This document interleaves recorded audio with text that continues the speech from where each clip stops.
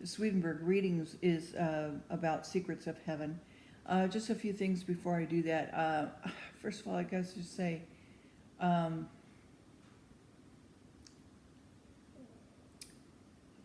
this whole Roseanne Barr thing, really, it's not, it has nothing to do with racism or monkeys or African Americans. Um, it has to do with Islam. If you say anything against them, and especially when the head of Disney goes to Michelle Obama for advice, you're going to be shut down. And so, know who you're dealing with and who you work for. Okay. Um, so, also the other thing is too. Since when is it that all Persians and Iranians are now considered African Americans? Really? That's an insult to their race, to both races. Okay. Um, so, yeah. Anyway, Valerie Jarrett had, ever since 1977 at Stanford, had claimed that she wants to make America into an Islamic nation. So, okay, that's the truth of it. And I'm very sad to see what's going on with the UK. You got an Islamic mayor. So, you people want to change things over there in the UK, then you guys need to do something about that. Otherwise, it's just going to get worse. Okay?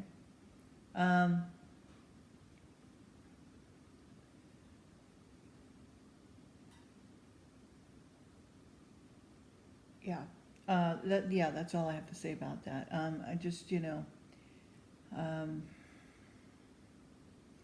I don't, people know who Roseanne Barr is. That she's, this crass, comedian. Remember when she did the, singing of the national anthem, which was not cool.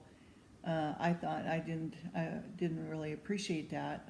But I also have to remember she's a comedian, sort of in the making still. She's still inventing herself. And the show, I thought the writing was very good, and just showing a glimmer of hope in it.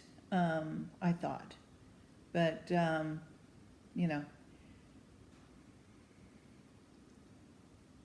we'll see what happens. I have a feeling somebody else will pick up the show.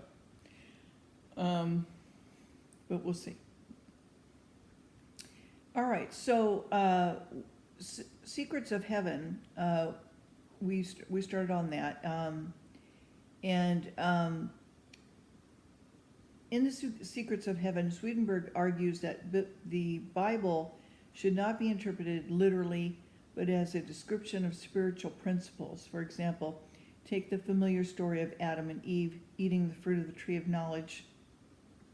The snake that tempts Eve represents our own senses and intellect, and eating the apple represents an attempt to judge spiritual goodness and truth by reasoning things out rather than trusting the good impulses that come to us from the Lord. Trusting ourselves rather than God, Swedenborg says, leads to spiritual death.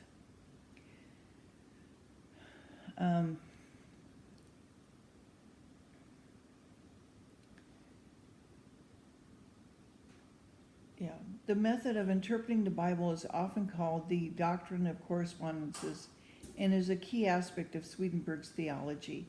He describes correspondences as a mutual relationship between spiritual and earthly things. Divine love and wisdom.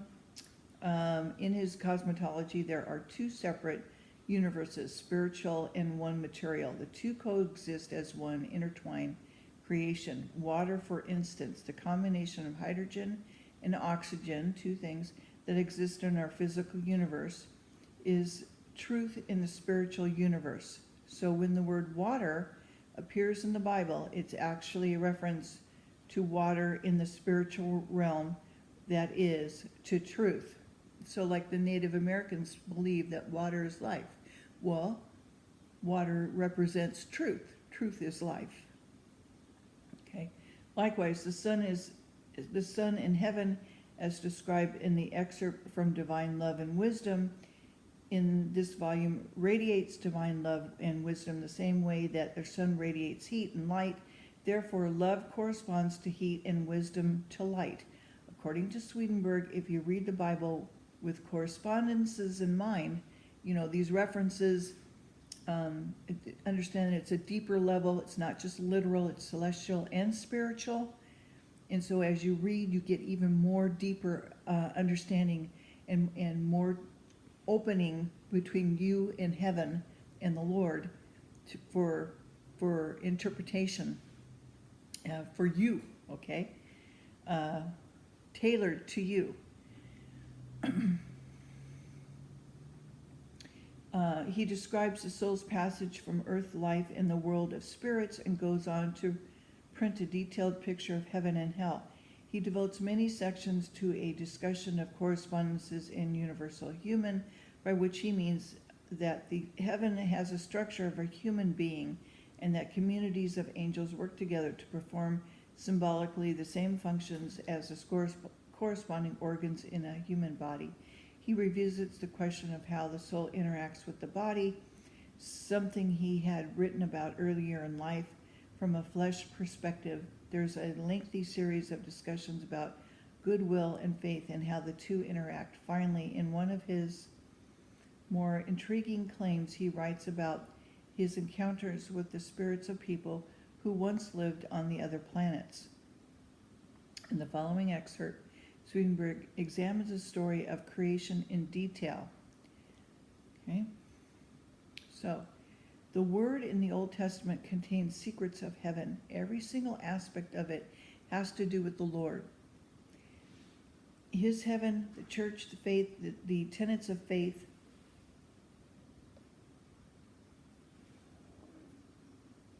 But not a single person sees it in this letter. In the letter, or literal meaning, people only see that it deals with the most part with the external facts of the Jewish religion. Truth is, however, that every part of the Old Testament holds an inner message, except at a very few points.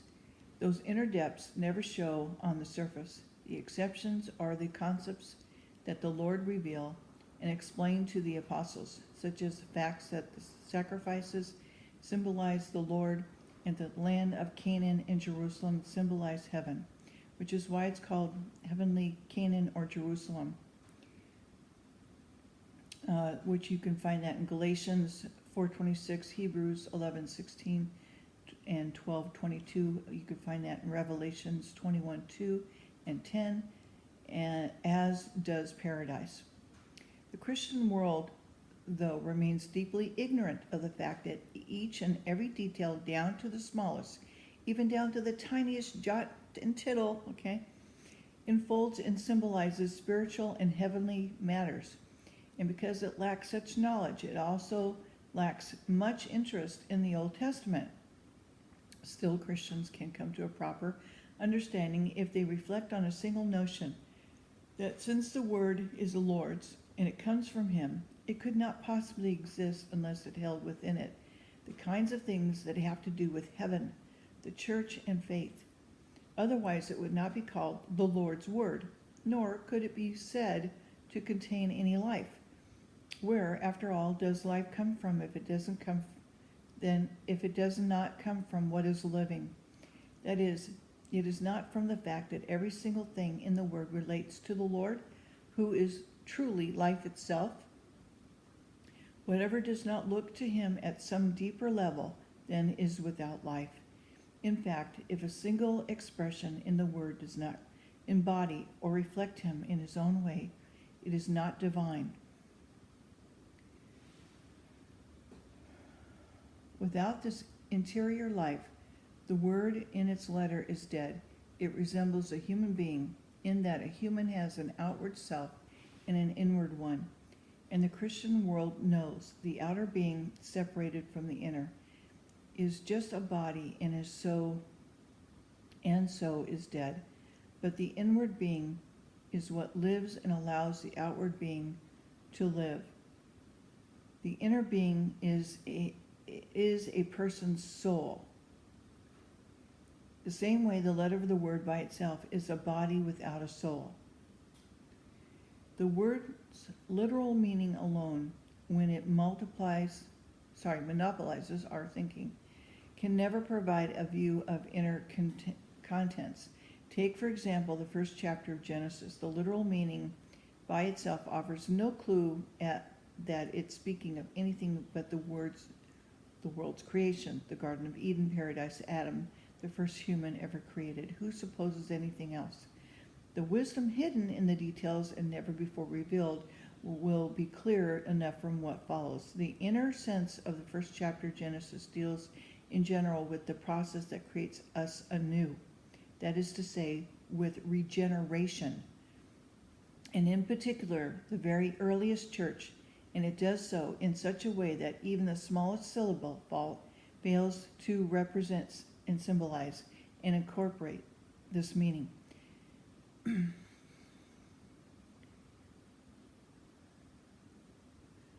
Okay, not even the smallest syllable fails to represent, symbolize, and incorporate this meaning.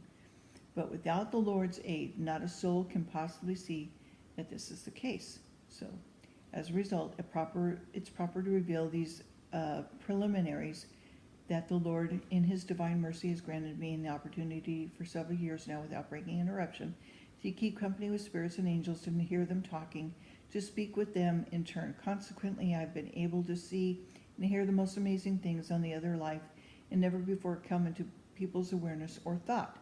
And in a world, I have been taught about different kinds of spirits, situations of souls after death, hell, a regrettable state of faithfulness, heaven, or the blissful state of the faithful. In particular, I have learned what is taught in faith, acknowledged by the whole of heaven.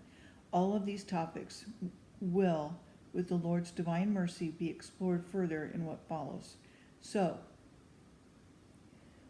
beginning with Genesis 1, in the beginning God created heaven and earth, and all the earth was void with emptiness, and there was darkness on the face of the abyss, and the Spirit of God was constantly moving on the face of the water. And God said, "Let there be light," and there was light, and God saw light, and it was good. And God made His distinction between the light and darkness. And God called the light day, and the darkness He called night. And there was evening, and there was morning in the first day. God said, "Let there be an expanse in the middle of the waters, and let it exist to make a distinction among the waters in the waters."